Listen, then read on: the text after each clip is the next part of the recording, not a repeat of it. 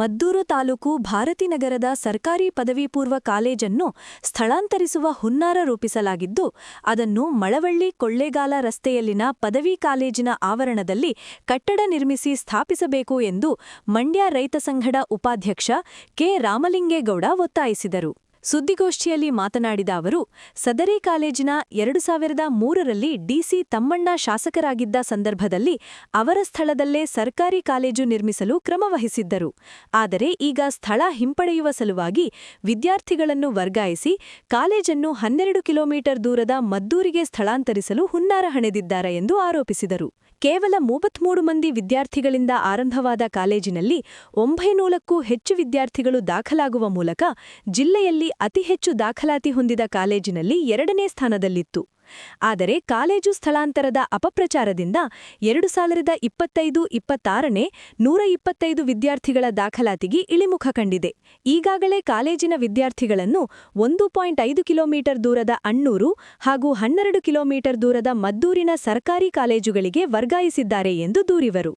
ಸ್ವತಂತ್ರ ಪದವಿ ಪೂರ್ವ ಕಾಲೇಜಿನ ಭಾರತೀನಗರ ಮದ್ದೂರು ತಾಲೂಕು ಇದು 2003ರಲ್ಲಿ ಪ್ರಾರಂಭ ಆಯಿತು. ಈ ಕಾಲೇಜು ಸ್ಟಾರ್ಟಿಂಗ್ ಕಾಲೇಜ್ ಶುರುವಾದಾಗ ಅಂದರೆ ಗೌರ್ಮೆಂಟು ಜಾಗದಲ್ಲೆಲ್ಲ ಖಾಸಗಿ ಅವರ ನಮ್ಮ ಶಾಸಕರಾದ ಡಿ.ಸಿ. ತಮ್ಮಣ್ಣವರ ಜಾಗದಲ್ಲಿ ಪ್ರಾರಂಭ ಮಾಡಿದ್ರು.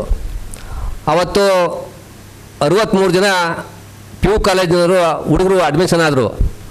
ಇವತ್ತು ಅದೇ ಕಾಲಕ್ಕೆ 900-950 ವಿದ್ಯಾರ್ಥಿಗಳು ಅಡ್ಮಿಷನ್ ಆಗಿ ತುಂಬ ಅಚ್ಚುಕಟ್ಟಾಗಿ ವ್ಯಾಸಂಗವನ್ನು ಮಾಡ್ತಿದ್ರು.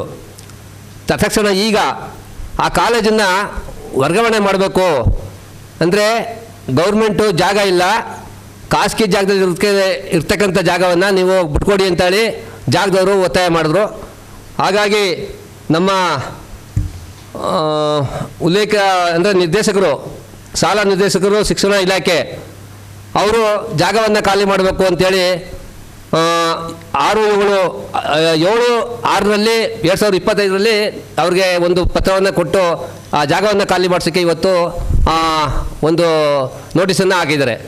ನಮ್ಮ ಉದ್ದೇಶ ಏನಪ್ಪ ಅಂತಂದರೆ, ಇವತ್ತು ಭಾರತೀನಗರ ಅಂದರೆ KM ಮದ್ದೂರು ತಾಲೂಕಿನಲ್ಲಿ ಒಂದು ತಾಲೂಕು ಲೆವೆಲಲ್ಲಿ ಇರ್ತಕ್ಕಂಥ ಒಂದು ಎಜುಕೇಷನು ಏನಿದೆಯೋ ಅಷ್ಟು ಎಜುಕೇಷನು ನಮ್ಮ ಭಾರತೀನಗರದಲ್ಲಿದೆ. ಅಲ್ಲಿ ಸುಳ್ಯದಿಂದ ಇನ್ನೂ ವಿವಿಧ ರಾಜ್ಯಗಳಿಂದ ಬಂದು ವಿದ್ಯಾಭ್ಯಾಸ ಮಾಡ್ತಾರೆ. ಅಂಥ ಜಾಗದಲ್ಲಿ ನಮ್ಮ ಸರ್ಕಾರಿ ಸ್ಕೂಲನ್ನು ಇವರು ವರ್ಗಾವಣೆ ಮಾಡಿ ಅಂತಾರಲ್ಲ, ಇದೆಷ್ಟು ಮಟ್ಟಿಗೆ ಸರಿ ಅಂತಕ್ಕಂಥದ್ದನ್ನು ನಮ್ಮ ಇವತ್ತು ಪತ್ರಿಕಾಗೋಷ್ಠಿಯಲ್ಲಿ ಒಂದು ನಿಮ್ಮ ಮುಂದೆ ಹೇಳ್ತಾ ಇರ್ತಕ್ಕಂಥ ವಿಚಾರ ಏನಂತಂದರೆ, ಇವತ್ತು ಆ ಕಾಲೇಜು ಇರೋದ್ರಿಂದ ಬಡವ್ರ ಮಕ್ಕಳಿಗೆ ಭಾಳ ಅನುಕೂಲ ಆಯ್ತಿತ್ತು. ಇವತ್ತು ಫೀಸ್ ಕಮ್ಮಿ, ಎಜುಕೇಷನು ಭಾಳ ಉತ್ತಮವಾಗಿತ್ತು.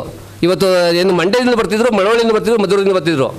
ಅಂಥ ಒಂದು ಕಾಲೇಜನ್ನು ಇವರು ಮದ್ದೂರಿಗೆ ವರ್ಗಾಯಿಸಿದರೆ, ಅದೇ KM ಅಣ್ಣೂರು 1 ಕಿಲೋಮೀಟ್ರು ಅಂದರೆ 1 ಕಿಲೋಮೀಟ್ರ್ ಇದೆ, ಅಲ್ಲಿಗೆ ಕೂಡ ವರ್ಗಾಯಿಸಿ ಇವತ್ತು ವ್ಯಾಸಂಗ ಮಾಡಿ ಅಂತ ಹೇಳ್ತಾಯಿದ್ದಾರೆ.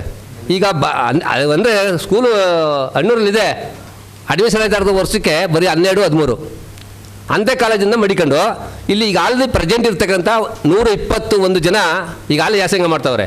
ಈಗ ಜಾಗ ಇಲ್ಲ ಅನ್ನೋ ಒಂದು ಉದ್ದೇಶಕ್ಕೆ ಇದನ್ನು ವರ್ಗ ಮಾಡಿ ಅಂಥೇಳಿ ಈಗ ಇದು ಮಾಡ್ತಿದ್ದಾರೆ. ಇದು ತುಂಬ ಅನ್ಯಾಯದ ವಿಚಾರ.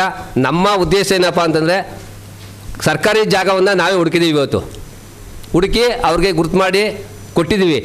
ಆ ಜಾಗದಲ್ಲಿ ಬಿಲ್ಡಿಂಗ್ ಆಗುವವರೆಗೆ ನಾವು ಅದೇ ಭಾರತೀನಗರದಲ್ಲಿ ಆ ಬಿಲ್ಡಿಂಗ್ ಆಗುವವರೆಗೂ ಕಾಲೇಜನ್ನು ಮುಂದುವರಿಸಬೇಕು. ಗೋಷ್ಠಿಯಲ್ಲಿ ಜಿಲ್ಲಾಧ್ಯಕ್ಷ ಇಂಡುವಾಳು ಚಂದ್ರಶೇಖರ್, ಪ್ರಧಾನ ಕಾರ್ಯದರ್ಶಿ ಮಂಜೇಶ್ ಗೌಡ, ಮಂಡ್ಯ ತಾಲೂಕು ಅಧ್ಯಕ್ಷ ಪುಟ್ಟಸ್ವಾಮಿ ಇದ್ದರು.